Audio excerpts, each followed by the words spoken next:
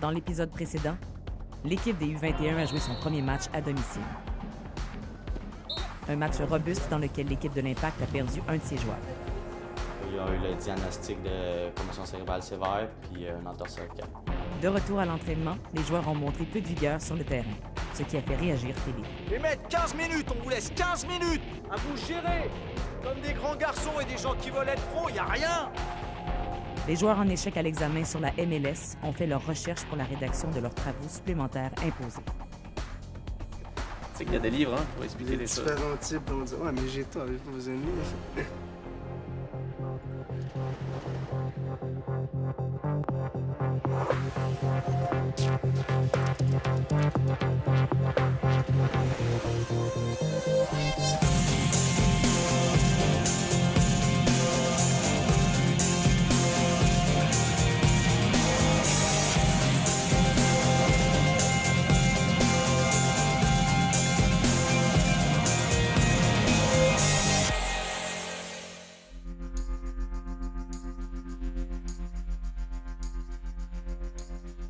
Chaque matin de la semaine, la journée commence tôt pour les joueurs de l'équipe U16 de l'Académie de l'Impact. Moi, chaque jour de la semaine, je me réveille à peu près à 6 h du matin. Donc le matin, je me lève à 6 h, étant donné que j'habite à Longueuil. Parce que l'école est quand même loin. Donc je me lève aux alentours de 6h15. D'abord, je me lève à 6 h à peu près du matin.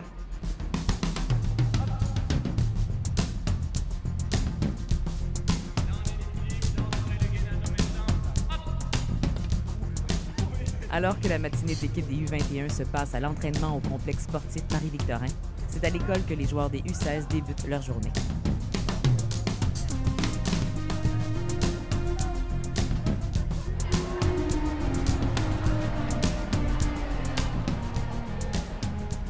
Donc, un élève arrive le matin vers 8 h. Ses cours vont commencer à 8h10. L'élève va faire 3 cours au niveau académique, soit ses cours de français, de sciences, de mathématiques, parfois de la psychologie sportive qu'on introduit dans l'horaire du matin.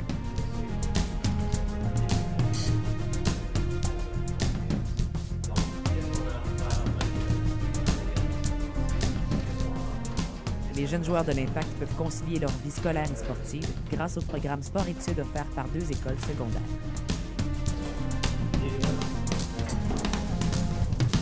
Alors, l'école secondaire Édouard-Montpetit, c'est une de nos écoles partenaires qui est pour nos élèves francophones. Donc, on a 2 écoles partenaires, Édouard-Montpetit pour les francophones et Lester B. Pearson pour les anglophones. C'est un programme où on permet aux jeunes de vivre sa passion, de se développer au niveau sportif, mais toujours en pensant au niveau académique où l'élève doit réussir absolument avec une bonne moyenne pour pouvoir rester. C'est donc la priorité. Ils vont effectuer le programme du ministère comme tous les élèves du Québec, mais en moins de temps. On a des exigences au niveau académique pour intégrer le sport-études avec des moyennes minimum de 75 %, moyenne générale de 75 % et 65 % en mathématiques et français. Le partenariat a débuté, c'est l'an 0 cette année, avec l'arrivée de 63 nouveaux joueurs, nouveaux élèves à l'école Édouard-Montpetit. Où on sélectionne, l'Impact a organisé des camps d'essai. Ils ont établi une sélection. Et ça, c'était la première étape. C'est la première étape pour rentrer dans le projet Impact Édouard-Montpetit. La deuxième étape, c'est que moi, je rencontre les parents et je sélectionne les élèves qui ont le niveau académique requis. On a des exigences qui sont élevées puisqu'il ne faut pas que l'élève prenne trop de retard au niveau des résultats académiques, puisque un jeune, quand il va devoir faire des rattrapages pour rattraper une matière où il est en difficulté, ça veut dire qu'il ne viendra pas ici pour s'entraîner, donc il va prendre du retard dans le développement par rapport aux autres joueurs qui, eux, n'ont aucun problème dans leur matière scolaire. Midi 20, les cours sont terminés pour aujourd'hui. Ayant passé la matinée dans différentes classes pour suivre leurs cours, c'est à l'heure du dîner que les joueurs des U16 se retrouvent ensemble autour de la même table.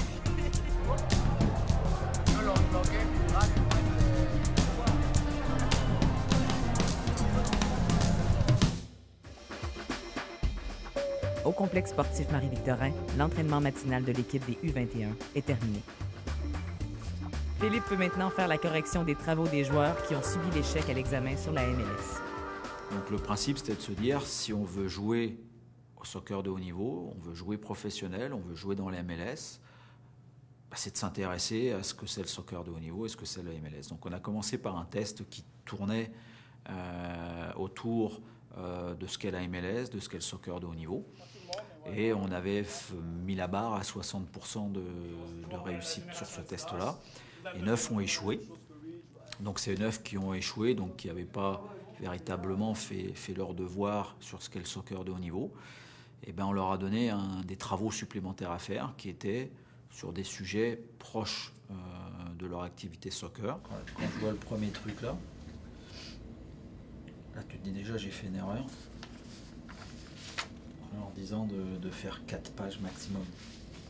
J'aurais dû faire l'inverse, 4 pages minimum. C'est une copie pour aveugle. Hein, une fois que tu diminues la police de caractère puis que tu retires les marges, il reste à peu près une page. Pour faire les 4 pages, l'exposé, j'avais planifié aller sur Google, Wikipédia, chercher des informations sur plusieurs sites, en fait, pour prendre le plus de bonnes informations possible, parce que c'est mieux je me dis toujours que c'est mieux d'avoir plus d'informations que pas assez.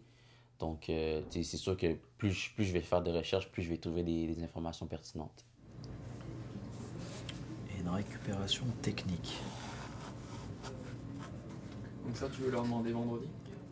Ouais, parce que si tu veux, le truc, tu poses des sujets qui étaient volontairement un petit peu, je peux pas dire compliqués, mais bon, qui les obligeaient à réfléchir un peu. Et eux, bien évidemment, le premier réflexe, c'est de dire, bon, on a 4 pages à faire, on a 5 minutes de soutenance orale à faire, on va pas se casser la tête, bonjour Wikipédia, je prends le chose, je fais un copier-coller, ça me paraît correct, tout va bien. Sauf que nous, on peut très facilement les piéger, à part la structure du manuscrit. C'est qu'à côté de ça, il faut qu'ils assument les choses qui tapent, quoi.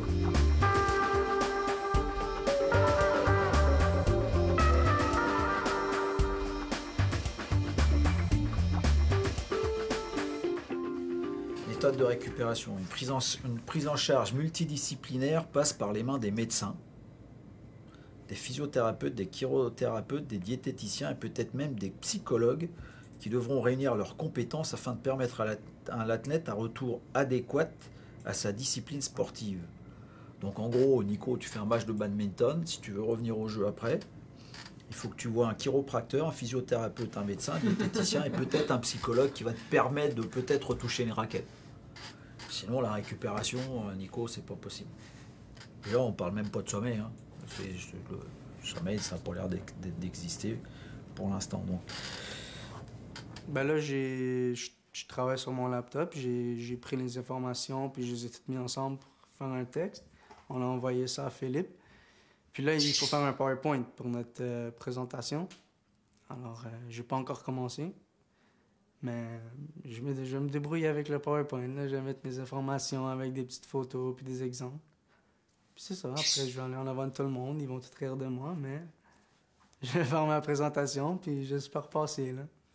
On va en apprendre des choses. Après leur dîner, les joueurs des U16 se dirigent vers l'autobus qui les amène au complexe sportif Marie-Victorin.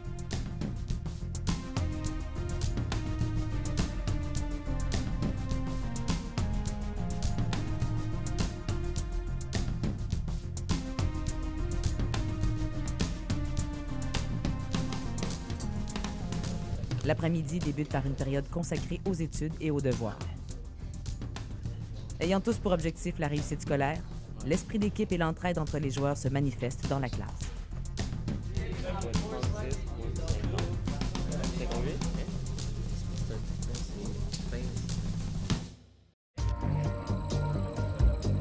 Pour les joueurs de l'équipe des U21, c'est à l'entraînement que débute chaque journée de la semaine.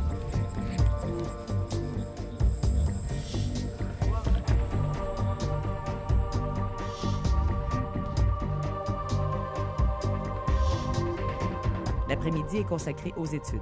Ils suivent des cours au cégep ou à l'université. C'est le cas pour Hicham, l'un des gardiens de but de l'équipe qui est étudiant au HEC.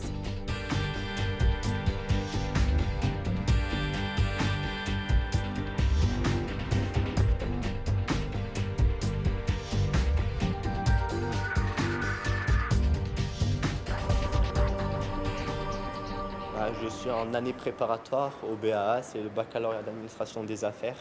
J'avais 2 sessions d'année préparatoire et chaque session était composée de 5 cours différents. Cette session, j'étudie par exemple de l'espagnol, j'ai pris un cours d'introduction au chinois également, j'ai un cours d'informatique, un cours d'économie au Québec et un cours de relations internationales, donc 5 cours à cette session et je pense pouvoir, ou du moins essayer pour m'en sortir.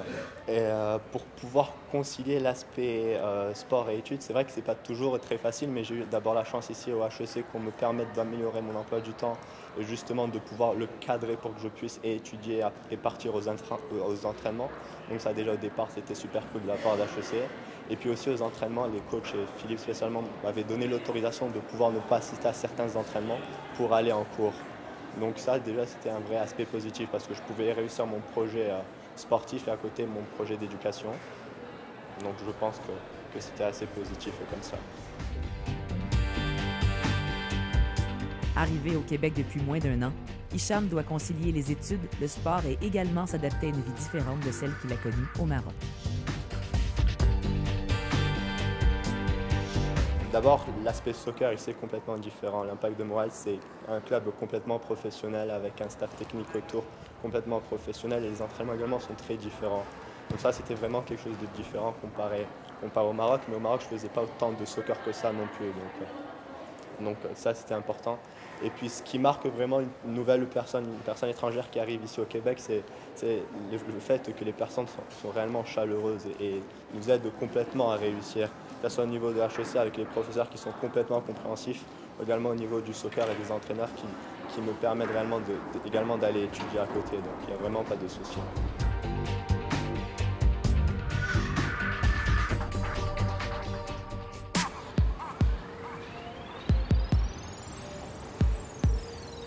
Ce n'est pas tous les joueurs des U21 qui consacrent leur après-midi aux études. Francesco, quant à lui, explore le marché du travail.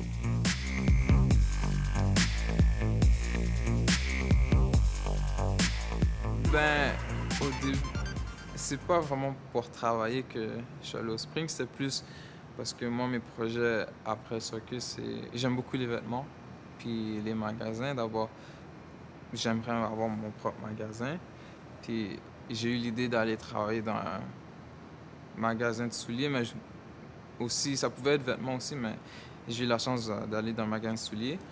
Puis c'est juste pour voir ça peut être quoi la vie d'un employé, puis la compétition qu'il peut y avoir entre les employés pour être gérant, assistant gérant, tous ces petits trucs-là. Donc, c'est juste pour me mettre dans la peau d'un employé et voir comment ça peut se passer au travail. Ouais.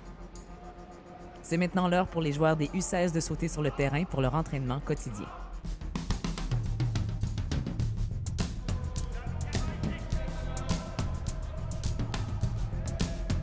Avec leur horaire chargé et les exigences qui s'y rattachent, ces jeunes joueurs sont conscients qu'ils ont un rythme de vie bien différent des adolescents de leur âge.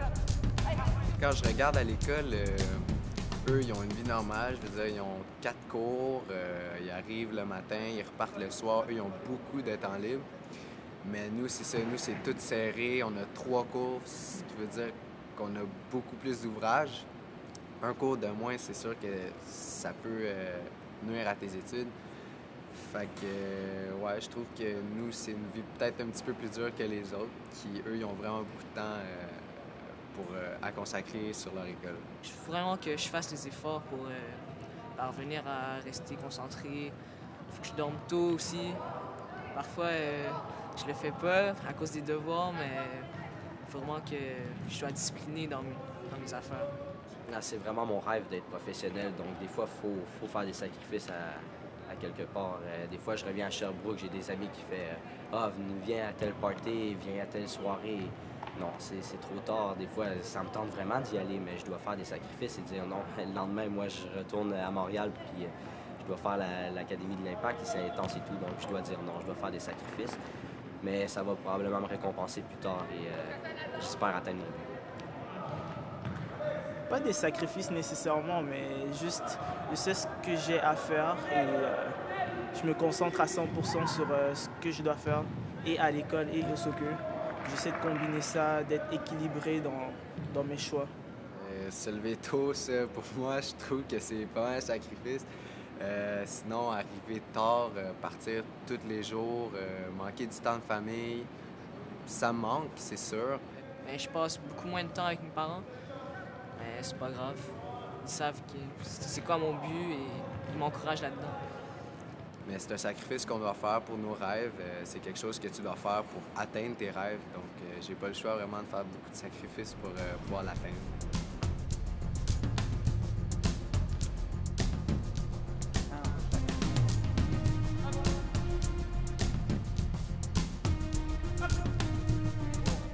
Cette vie exigeante, remplie de sacrifices pour tous les joueurs de l'Académie, vaut-elle la peine d'être vécue pour réaliser le rêve de devenir un joueur professionnel? Pour moi, oui, c'est sûr, ça vaut la peine. Parce que c'est ça que j'aime faire et c'est ça que j'aimerais faire comme métier dans les prochaines années.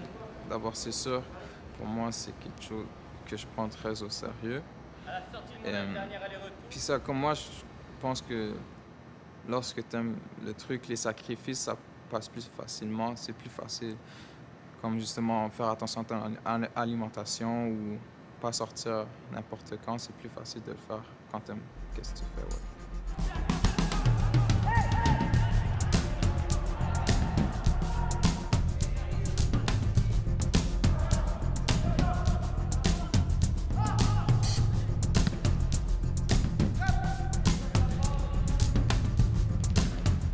On accorde autant d'importance sur le volet sportif qu'académique. Il faut savoir que devenir joueur professionnel, ça a des exigences. Il y en a très peu malheureusement qui seront élus à la fin de la formation. Donc il faut aussi que à la fin de leur cursus, ils aient une reconversion. Il faut aussi, s'ils n'ont pas la chance de faire du soccer leur métier, d'avoir d'autres projets en tête au niveau professionnel. Et c'est pour ça qu'il est important pour nous qu'ils sortent avec un diplôme.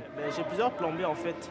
J'ai des métiers comme architecte ou peut-être médecin sportif ou pharmacien. Donc il y a plusieurs choix, il y a plusieurs options s'il ne réussit pas au soccer. Mais la priorité, c'est l'Académie de l'Impact puis le soccer. Donc, je vais tout faire pour atteindre mon but et mon rêve. Il y a le domaine de l'architecture qui m'intéressait beaucoup. Sinon, en mathématiques, c'est moins ma force. Je suis bon, mais c'est moins ma force. Sinon, il y a probablement le domaine de l'éducation physique qui m'intéressait beaucoup. Je veux rester dans le sport. Je suis un sportif depuis que je suis vraiment jeune. Donc, je voulais rester dans ce domaine-là. Mais sinon, je ne sais vraiment pas. Je vais voir au fur et à mesure. L'entraînement de l'équipe des U16 est terminé. Pour plusieurs joueurs, la journée est encore loin d'être finie. On commence la pratique à 3h, on finit vers 4h30. Après ça, on doit prendre notre douche. Pour ça, j'ai le trajet du retour, mais qui est encore plus long. Ce qui fait que j'arrive à peu près chez moi vers 7h, 7h30 parfois. Ce qui me laisse pas beaucoup de temps, peut-être manger, faire un petit peu d'études, prendre ma douche, puis un petit peu de temps libre avec mes parents. Sinon, je m'en vais me coucher, puis ça, c'est vraiment mes journées de la semaine.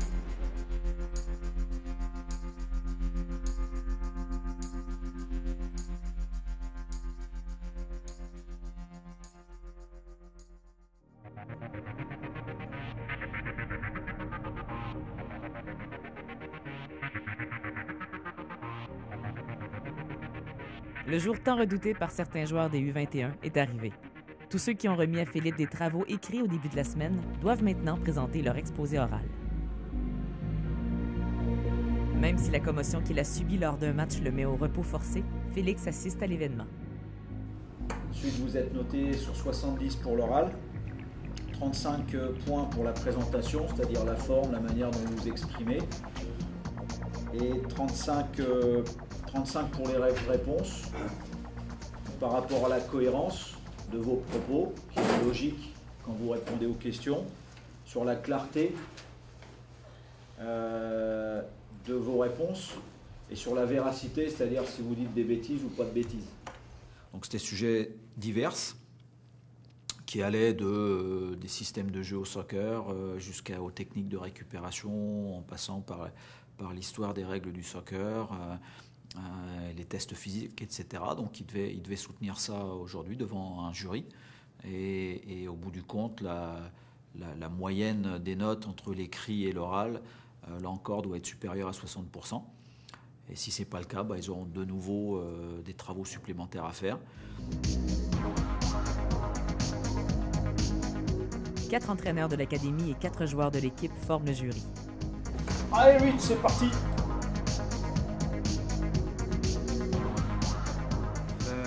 Bonjour tout le monde. Aujourd'hui, je vais vous faire une présentation sur les différents types d'endurance. Puis moi, je vais me spécifier sur la définition de l'endurance et les différents types. OK, bon. La définition de l'endurance est donnée par l'aptitude à réussir aux fatigues physiques et morales à la souffrance. Puis comme on peut voir, l'image explique un peu, là, il a l'air de souffrir un peu. Là. Et donc l'objectif là, c'était voir si, ceux qui avaient échoué au premier test avaient compris le message qu'il fallait qu'ils s'intéressent à ce qui se fait sur le terrain, mais aussi beaucoup à ce qui se fait en dehors. C'était ça qu'on voulait voir aujourd'hui. Et maintenant, pour conclure, l'endurance, comme on peut voir... Après l'exposé oral, vient la période de questions. Rich, peux-tu nous donner un exercice qui permet d'améliorer l'endurance capacité? J'ai fait mes recherches, je connais l'information. Maintenant, je ne sais pas jusqu'à quelle extrémité il va aller, quelle profondeur dans le sujet il va y aller, mais puis j'ai demandé à Yann, il m'a dit connais ces mots-là puis fais les liens avec d'autres sujets. Je les connais maintenant. Est-ce que ça va bien se passer? Ça, on ne sait jamais. Il faut gérer le stress, il faut penser à les questions qu'ils vont nous poser, il faut trouver les réponses à ça. Alors, on verra. On verra. C'est comme un match. On ne sait jamais ce qui se passe jusqu'à la fin. Là. Par rapport à l'entraînement, qu'est-ce qu'on va commencer? Par quel type de travail on va commencer pour augmenter notre endurance? Est-ce qu'on va commencer par la capacité ou la puissance? Pour la puissance. Sûr? Ouais. Parce qu'on prend... C'est bon pour moi. Ton écrit a été correct, pas mal structuré. Ce que j'ai aimé, c'est que tu as changé dans ta présentation orale, tu n'es pas resté collé à ton écrit, ça c'est super. Donc ta présentation orale est bien. Je regrette que tu aies mis un peu des phrases toutes faites puis que tu aies lu. Ça c'est un petit peu la chose un peu plus négative. Après les réponses, ça me manque un peu de clarté quelquefois. On va dire que c'est l'émotion. Mais dans l'ensemble, c'est pas mal. Merci, allez. En fait, la structure musculaire, il y a plusieurs types de fibres, puis selon ce que vous avez besoin, vitesse, endurance ou force, l'adaptation à l'effort, ça va modifier la qualité, la quantité des fibres, puis la sorte de fibres que vous avez, en fait.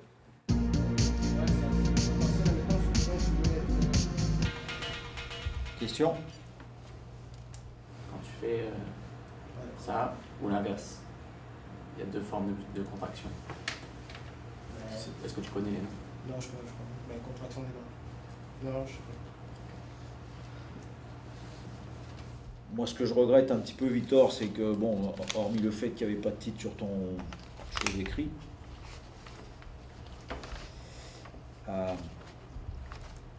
c'est qu'ici, tu ne parles pas du tout de structure dans ta présentation, tu as juste parlé du fonctionnement. Donc, on n'a aucune idée c'est quoi une fibre musculaire, si on suit ta présentation. Quand tu écris quelque chose, il faut l'assumer aussi. C'est que si moi je te pose, puis tu vas peut-être justement, si moi je te pose, c'est quoi le réticulum sarcoplasmique? Tu peux m'expliquer c'est quoi là? Je parle pas là. C'est quoi les mitochondries? C'est pas les trucs qui viennent dans ton muscle en fait. Ça, Vic, tu peux pas marquer des choses, puis derrière pas être capable de les expliquer. Ok, merci.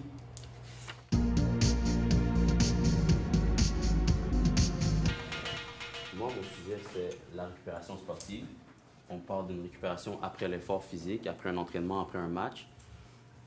Puis je vais débuter sur différents aspects. On va parler du surentraînement.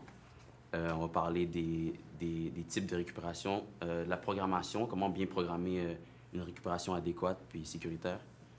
J'ai jamais été un dieu des exposés oraux. Mais je pense que je vais y aller le plus simple possible. Puis, je pense pas que ça devrait causer problème. Là.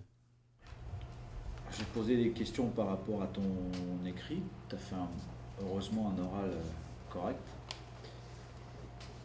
Tout sportif doit être en mesure de connaître son rythme cardiaque de base.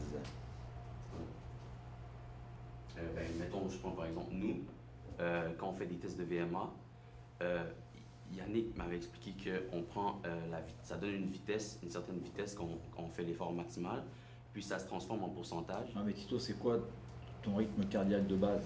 Mon rythme cardiaque de base, je pense que c'est pas grave. Les impressions sont très mitigées.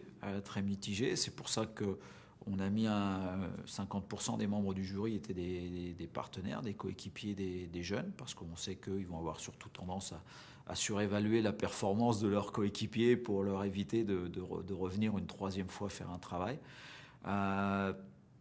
C'est très très mitigé. On ne s'attend pas à ce que les jeunes nous fassent une thèse sur ces sujets-là, mais simplement qu'ils nous montrent qu'ils s'y sont intéressés, qu'ils ont fait un petit peu de recherche et qu'ils ont été capables d'être logiques, cohérents à l'écrit et à l'oral. Donc c'est aussi un bon exercice pour eux à l'oral, puisqu'on veut les amener à bien s'exprimer facilement face à des médias. Donc ça fait partie un petit peu aussi ce processus de formation. Je dirais que 80% pour moi ont réussi ce passage-là. Je dirais qu'il y en a 2 ou 3 qui nécessitent qu'on s'occupe un petit peu plus de leur cas et à qui on va sans doute demander de revenir. Mais là, je parle en tant que coach. Maintenant, si leurs coéquipiers les ont très très bien notés, on respectera le verdict du jury. Pour l'instant, je peux pas te dire ceux qui ont vraiment réussi ou pas, mais il y en a 2 ou 3 qui moi, en tant que coach, m'ont déçu. Ouais. Parmi tous les joueurs qui ont présenté leur exposé oral, Walid et Victor n'auront pas réussi à impressionner le jury. Dans le prochain épisode, Félix voit son rythme de vie changer suite à la commotion cérébrale qu'il a subie lors d'un match. 3 semaines que je peux pas rien faire, je peux pas courir, je peux pas faire de vélo. Pour les joueurs des U16, l'heure est au bilan.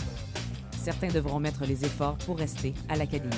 J'ai des problèmes à l'école, il faut que je les règle. Tant de problèmes, il y a toujours une résolution.